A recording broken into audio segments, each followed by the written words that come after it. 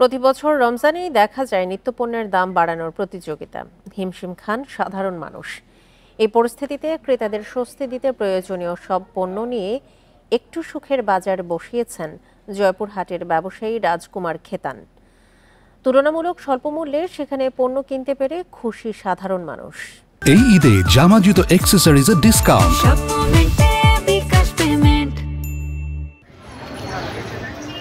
রমজানে শাকসবজি সহ সব পণ্যেরই দাম বেশি থাকে। এ অবস্থায় ক্রেতাদের স্বস্তি দিতে ভিন্নধর্মী উদ্যোগ নিলেন ব্যবসায়ী রাজকুমার খেতান।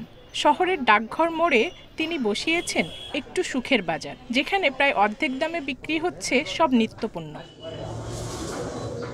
চাল, ছোলা, চিনি, সয়াবিন তেল, মসুর ডাল, সেমাই, খেজুর, শাকসবজি সহ প্রায় সব নিত্যপণ্য কম দামে কিনতে পেরে খুশি ক্রেতারা।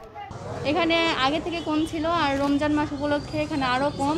পুরো বাজার আমাদের এই শিব মন্দির কমিটির সভাপতি মহোদয় রাজু দাদা এটা অনেক ভালো কাজ করেছেন। শুধু রোজাদার বা নিম্ন আয়ের নয়, সব ধর্ম, বর্ণ ও শ্রেণী পেশার মানুষই সুখের বাজার থেকে পণ্য কেনার সমান সুযোগ পাচ্ছেন।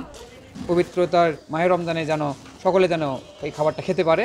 রাজকুমার খেতান নিজেকে ব্যবসায়ী বললেও একসময় অপারেশন ডাল ভাত কার্যক্রমের মাধ্যমে আলোচিত হয়েছিলেন। ভালো সেহেরি ও ইফতার খেয়ে স্বাচ্ছন্দ্যে রোজা পালন ও দ্রব্যমূল্যের ঊর্ধ্বগতি ঠেকাতে এমন উদ্যোগ জানান রাজকুমার। আমরা কথা দিয়েছিলাম যে রমজান মাসে এটা আমরা চলমান রাখবো, সেভাবে আমরা চলমান রাখছি। দ্রব্যমূল্য যেন নিয়ন্ত্রণের মধ্যে থাকে। সব কিছুর মধ্যে আমরা 20% থেকে 10% ছাড় দিচ্ছি রমজান উপলক্ষে। রাজকুমার খেতানের এমন অনন্য উদ্যোগকে সাধুবাদ জানিয়েছে প্রশাসন। তারা ন্যায্য মূল্যে তাদের সবজি এবং অন্যান্য পণ্য কিনতে পারছে।